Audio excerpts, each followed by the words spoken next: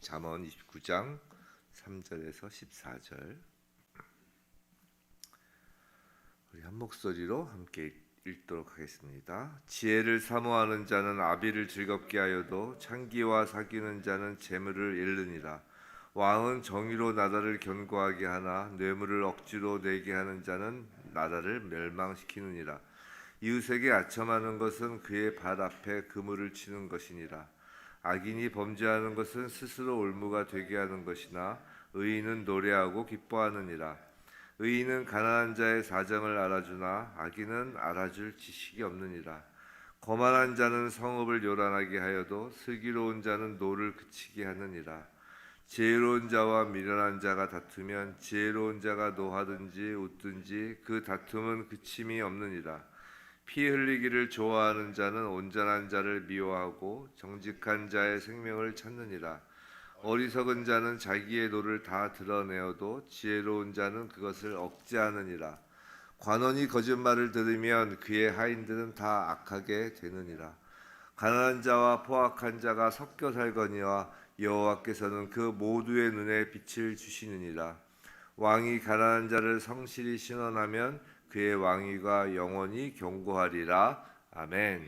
오늘 왕의 귀라는 제목으로 잠언 29장 3절로부터 14절까지 말씀을 받을 때 정말 우리의 귀가 온전히 주님 말씀에 집중하여 세상의 거짓말에 저희의 귀가 지켜지기를 주님의 이름으로 축원합니다. 이제 얼마 안 남았어요. 잠언 정말 29장 하면 이제 거의 끝나갑니다. 우린 계속해서 지금 왕의 교훈을 보고 있습니다. 왕의 교훈. 잠언 처음 시작할 때 잠언의 잠자가 무슨 말인지 무슨 한자어인지 말씀드린 적이 있는데 기억나시나요? 잠. 이게 바늘 잠자입니다. 바늘 잠자. 그래서 잠언 말씀은 이렇게 찌르는 말이에요. 그래서 어저께 그래서 우리가 설교에서 책망 듣는 것이 은혜다라고 그랬죠. 찔리는 게 은혜입니다. 찔리는 게. 오늘도 이 하나님의 말씀 가운데 우리가 열심히 찔리기를 축원합니다. 잠언 말씀은 찔려서 이 통증을 느끼고 찔려서 뭔가 이렇게 따가워 이렇게 하면은 살아있다는 증거예요. 찔렀는데 아무런 미동도 없으면 그것이 죽은 겁니다. 하나님의 말씀을 이렇게 항상 받을 땐 잠언 말씀뿐만이 아니라 우리가 주일 설교라든가 어떤 같은 말씀 가운데 있을 때는 찔려야 돼요. 늘 찔려야 돼요. 안 그러면 죽어 있는 거라고요. 오늘 말씀을 보면 우린 계속해서 지금 왕의 교훈을 보고 있죠. 왕에게 가장 중요한 덕목 중에 하나를 꼽는다면 그건 잘 듣는 것입니다. 솔로몬은 지혜로 유명한 왕이었죠. 그 지혜에 뛰어난 것을 대표적으로 예를 든 게 뭐예요? 갓난아기의 친엄마를 찾아주는 친모 간별 사건. 제가 붙인 이름인데요. 친모 간별 사건. 그 재판 장면이잖아요. 오늘은 특별히 이 재판에 관련된 단어가 많이 나와요. 번역으로는 잘 이렇게 안 나타나지만 원어 성경에서는 재판에 관련된 단어가 많이 나옵니다. 이 왕이 나라를 다스림에 있어서는 마치 재판장이 양쪽 이야기를 잘 듣고 사리를 분별해야 되는 것처럼 왕은 나라를 다스림에 있어서 정의로운 귀를 갖는 것이 참으로 중요하다라는 것입니다. 어제 말씀드린 것처럼 우리는 하나님 나라의 왕자, 공주입니다. 그래서 지금 왕의 교훈을 받고 있는 거예요. 이 하나님의 말씀을 받을 수 있다, 받고 있다는 것은 우리의 신분이 왕자요 공주라는 신분이라는 것입니다. 하나님께서는 우리가 그 하나님 나라의 왕 같은 제사장이 되는 우리가 바로 하나님께서 기뻐하시는 그 왕의 귀를 갖추기를 원하시는 것입니다. 한번 보겠습니다. 3절 지혜를 사모하는 자는 이라고 되어 있죠. 자, 여기서 지혜는 하나님의 말씀이라고 보아도 무방할 것입니다. 또 창기를 사귀는 자는 이라고 되어 있죠. 그래서 창기를 사귀는 자란 단순히 성적으로 범죄하는 자뿐만이 아니라 하나님 말씀을 듣지 않는 방탕한 자를 포괄해서 대표적으로 지금 표현하는 것입니다. 즉 무릇 왕이란 그 귀를 언제나 하나님 말씀에 두어야 한다는 것이에요. 이것이 시작이에요.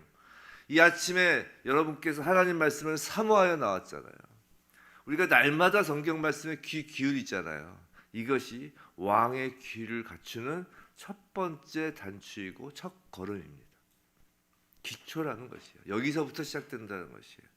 자, 4절에서 6절, 왕은 정의로 나라를 견고하게 하나 뇌물을 억지로 내게 하는 자는 나라를 멸망시키느라라고 하죠. 또 5절, 아첨이 나옵니다. 아첨. 자, 왕의 귀가 더럽혀지면 나라가 멸망할 수 있는 거예요. 왕의 귀를 더럽히는 것은 그 6절 말씀처럼 이웃에게 아첨하는 자, 즉 주변에 아첨꾼들이 모이면 왕의 귀가 더럽혀집니다. 근데 주변에 아첨꾼이 몰리는 그 원인을 제공하는 것은 사실 왕 자신이에요.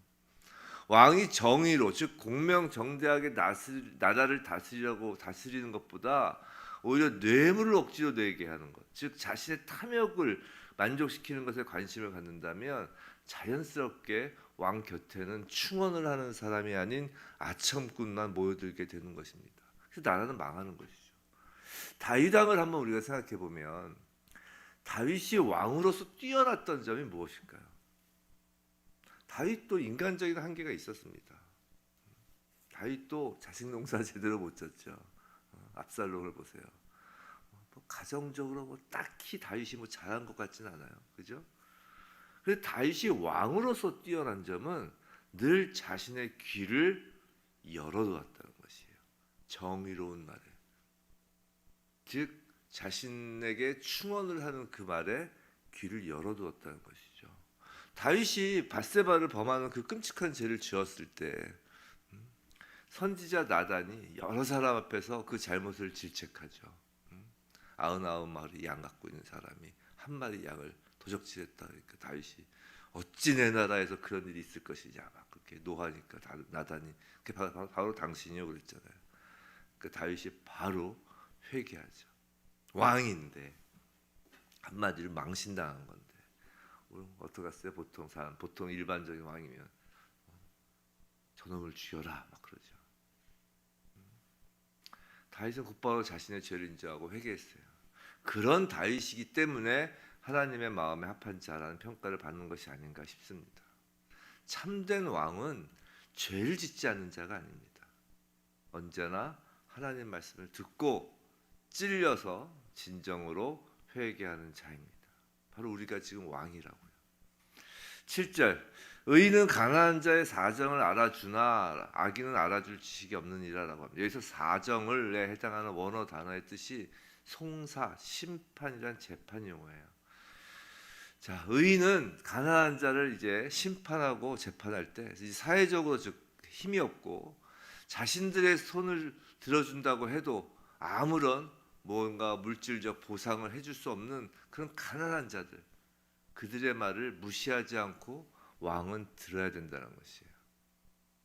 후단부에 악인은 알아줄 지식이 없다라는 말이 있는데 여기서 알아줄 지식이라는 것은 단순히 가난한 자들의 사정에 대한 지식을 알아라라는 게 아니라 하나님에 대한 지식을 의미해요. 무슨 말이냐면 예레미야서 이런 말씀이 있어요. 예레미야서 22장 16절에 그는 가난한 자와 궁핍한 자를 신원하고, 이 신원하다는 뜻도 재판하다는 뜻이거든요. 잘 듣다. 궁핍한 자를 신원하고 형통하였나니 이것이 나를 알미 아니냐 여호와의 말이니라 라는 말씀이 있어요. 예레미야서 22장 16절. 지금 무슨 말이냐면 가난한 자와 궁핍한 자를 신원하고 형통하는 것이 하나님을 아는 거라는 것이에요. 즉 하나님을 아는 지식은 성경 말씀에만 있는 것이 아니라는 것이에요. 성경 말씀에 갇혀 있는 것이 아니라는 거예요. 아니 더 정확하게 표현하면 성경 말씀은 이 책에 갇혀 있는 게 아니라고요. 활자에 갇혀 있는 게 아니라고요. 성경 말씀은 이 땅의 삶 속에 펼쳐져 있는 거라고요. 그래서 가난한 자들의 그 부르짖는 소리에 하나님을 아는 지식이 담겨 있다는 것이에요. 그렇기 때문에 왕은 가난한 자들의 소리에 늘 귀가 열려 있어야 하는 것입니다. 8절, 거만한 자는 성읍을 요란하게 하여도 라고 하죠. 그래서 거만한 자라는 것은 하나님의 말씀을 조롱하는 자라는 의미입니다. 또 요란하게 하다라는 단어의 뜻은 불을 내뿜다, 거짓말을 하다라는 뜻이에요. 즉 하나님의 말씀을 조롱하는 사람은 막 불을 내뿜듯이 거짓말을 하는 거예요. 이 불을 내뿜듯이 거짓말하는 게 뭐예요? 막 거짓 선동으로 사회를 혼란시키는 것입니다. 뭐 세상 사람들 볼 거 없어요. 옛날에 다미 선교회 보세요. 다미 선교회. 하나님의 말씀을 조롱하는 사람은 하나님의 말씀을 조롱하려면 하나님의 말씀을 알아야 어느 정도 아는 사람들이 조롱한다니까요. 그 거짓 선동, 그때 다미 선교회 그 시한부 종말론 그 거짓 선동으로 정말 나라가 떠들썩했잖아요. 나라만 떠들썩했나요? 그때 외신 기자들까지 다 몰려와가지고 전 세계에 방송을 했어요. 근데 망신, 개망신 그런 망신도 없었다고요. 우리가 아무리 마지막 때 엔드 타임에 한다고 해도 그런 거에 넘어가면 안 돼요. 분명히 예수님께서 말씀하셨어요. 그때는 하물며 예수님도 모른다고 그랬어요. 근데 어찌 사람이 성경 몇 구절 막 조합해서 뭐 2000 몇 년에 뭐 어떻게 되고 2000 몇 년에 무슨 휴거가 일어나고 2000 몇 년에 몇 년 안에 그 되고 그런 것으로 사회를 혼란시키는 그 거짓 선동은 하나님 말씀을 조롱하는 거예요. 물론 빨리 오셨으면 좋겠다라는 기대감은 있다는 건 저 알아요. 그런데 그걸 팍 날짜를 특히 연도를 정하고 막 그렇게 시한부하는 건 사회를 혼란하는 거짓말입니다. 오늘 주제는 이게 아닌데 갑자기 말씀드리다 보니까 여하튼 왕은 그런 거짓 선동에 놀아나지 말아야 돼요. 우리는 하나님 나라의 왕 같은 제사장이에요. 이 땅에서 하나님을 조롱하고 또 이 땅에서 하나님이 없다 하는 사람들도 있어요. 없다 하는 사람들은 막 거짓 선동을 막 벌려놓죠. 그렇게 벌려놓는 거짓 선동에 귀가 솔깃해서는 안 되는 것입니다. 9절 지혜로운 자와 미련한 자가 다투면 지혜로운 자가 노하든지 웃든지 그 다툼은 그침이 없느니라. 여기서 다투다라는 단어도 원어적인 표현은 재판을 받다라는 의미로서 법정 용어예요. 이어서 10절 11절 계속 보면 10절 피 흘리기를 좋아하는 자는 온전한 자를 미워하고 정직한 자의 생명을 찾느니라. 11절 어리석은 자는 자기 노를 다 드러내어도 지혜로운 자는 그것을 억제하느니라. 이것을 이제 연관돼서 쭉 살펴보면 이런 겁니다. 자, 지혜로운 자는 합리적이고 이성적으로 문제를 해결하려고 하는 자이죠. 지혜로운 자는.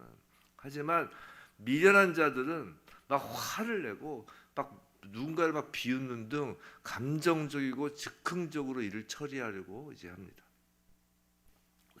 이제 우리가 재판 이렇게 들어가 보면 특히 민사 같은 재판 이렇게 해보면 그런 분들이 계세요. 물론 이제 양쪽이 다 변호사가 나오면 이제 그러진 않지만 당사자들 이렇게 소송하는 거 보면은 정말 막 비이성적으로 막 감정을 쏟아내고 막 정말 그러다 재판장한테 쫓겨나지 혼도 나고 막 그러는데 막 재판 진행이 안 될 정도로 막 자기 이야기만 계속 해야 되는 사람이 있어요.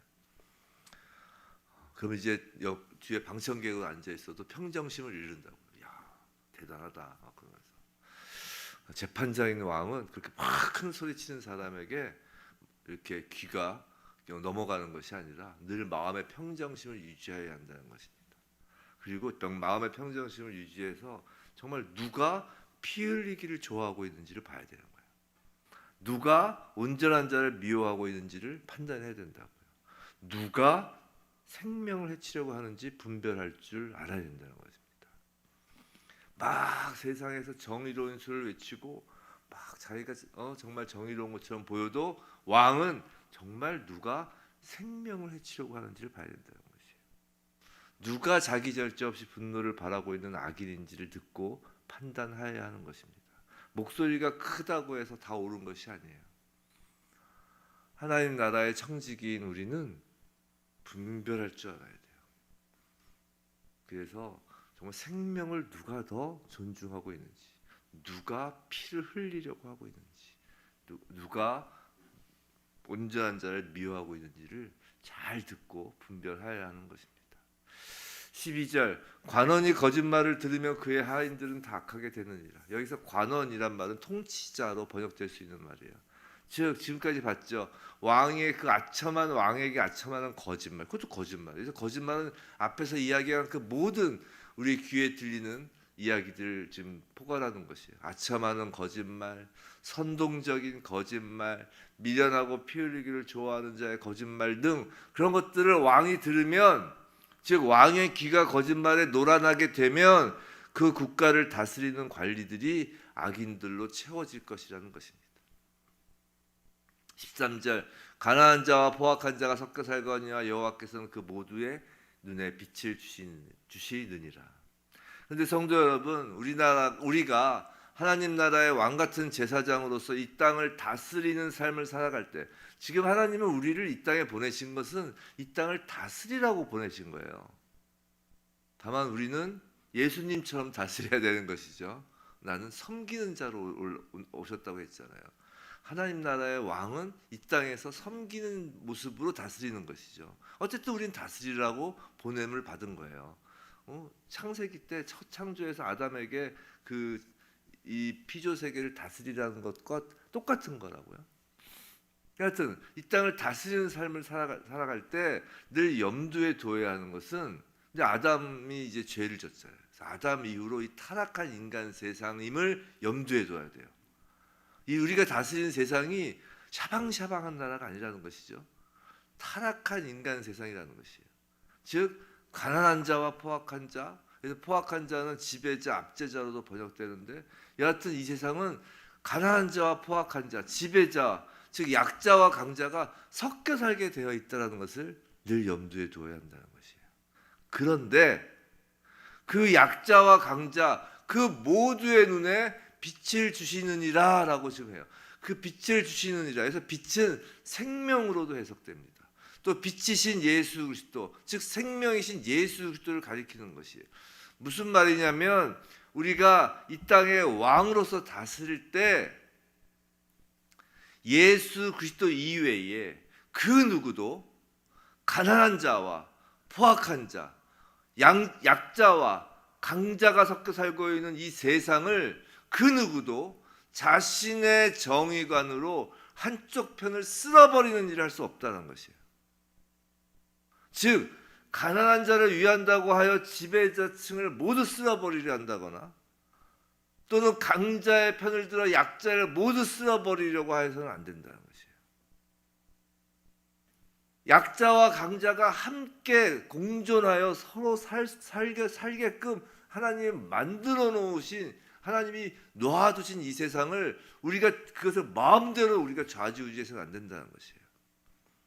아담이 죄를 지은 이후에 이 땅은 악인과 의인이 함께 살도록 되어 있는 땅이라는 것이에요. 하나님 천국, 새하늘과 새 땅 가면 의인만 있죠.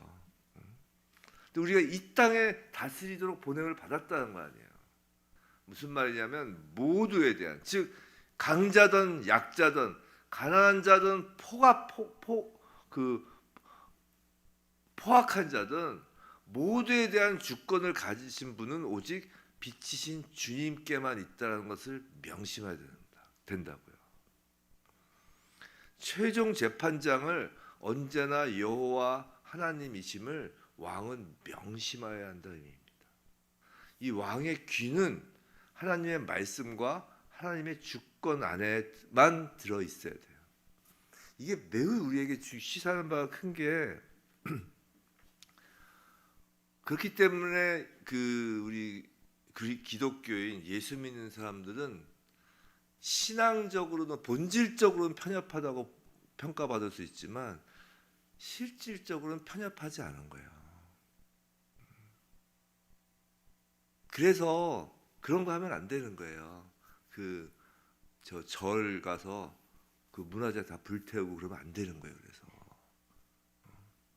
다 없애버려야 된다고 하면서 정말 기독교인들은 예수를 제대로 믿으면, 제대로 이 땅을 자신의 정체성이 무엇인지 알면 다 쓸어버리겠다고 나서는 안 되는 거라고요.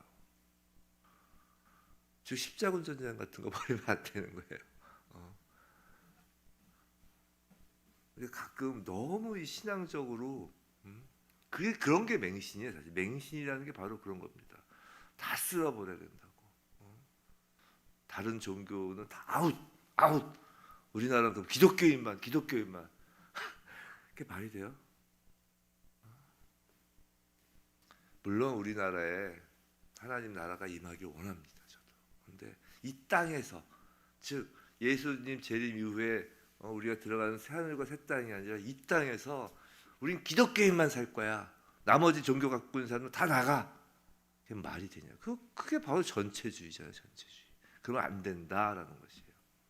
오직 빛이신 예수 그리스도. 그 빛은 모두에게 비춰지고 있다는 것이에요. 그걸 자기 마음대로 막아버리지 말라는 것입니다. 마지막 14절 결론입니다. 왕이 가난한 자를 성실히 신원하면 그의 왕위가 영원히 경고하리라. 여기서 신원하다 역시 판결하다라는 재판 용어이죠. 그래서 성실히라고 하죠. 성실히 실현하면, 성실히는 진리, 진실이란 단어입니다. 왕은 가난한 자, 즉 혼자서는 자립할 수 없는 사람, 약하고 외로운 자, 아무도 도와줄 사람 없는 사람, 변호사도 없이 재판하려고 하는 사람, 언제나 진실되게 공의롭게 그 재판을 하여야 한다는 것입니다. 사랑하는 성도 여러분, 우리 얼굴에 있는 기관으로서 눈은 뜨고 닫을 수가 있어요. 입도 열고 닫을 수가 있습니다. 하지만 귀는 언제나 열려 있어요. 우리가 임의로 열고 닫을 수 없는 것입니다. 그래서 사탄은 우리의 귀를 공략하잖아요.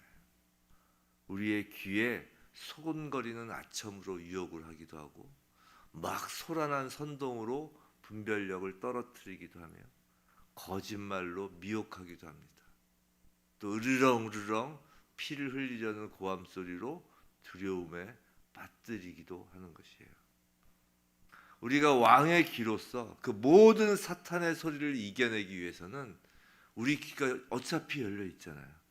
어차피 열려 있다면 우리 귀가 언제나 지혜를 사모하여 하나님 말씀에 집중하여야 하는 것입니다. 그것밖에 방법이 없어요.